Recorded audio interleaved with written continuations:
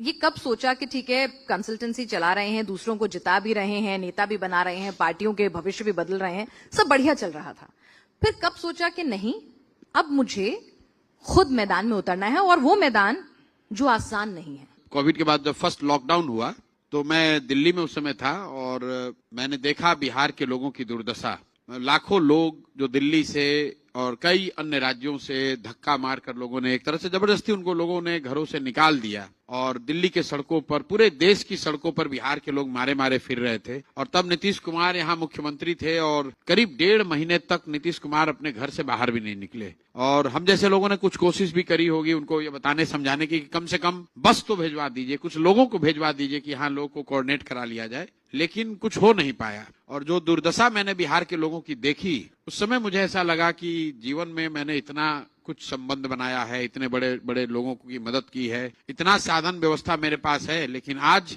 जब मेरे राज्य के लोग इस परेशानी में हैं तो मैं उनको कुछ मदद नहीं कर पा रहा हूं।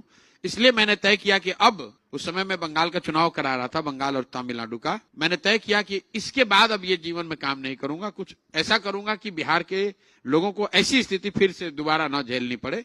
इसीलिए जिस दिन बंगाल का रिजल्ट आया, लोगों ने, पत्रकारों ने बंगाल के रिजल्ट की बात और बधाई के लिए बात करनी शुरू की। पहली बात मैंने कही कि भाई अब ये काम छोड़ रहे हैं, अब ये काम नहीं करेंगे, अब जीवन में दूसरा काम कुछ करने जाएंगे।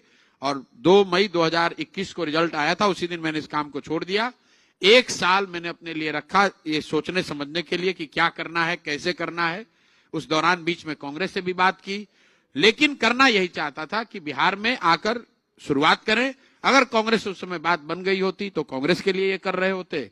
कांग्रेस से बात नहीं बनी, या जो बनी उसमें वो मुझे स्वीकार नहीं था, तो मैं आकर अपने स्तर पर, अपने दम पर उसको जनसुराज के नाम पर कर रहा हूं। स्कूल का बस्ता छाप पर बटन दबाएं, जनसुराज को विजयी बनाएं।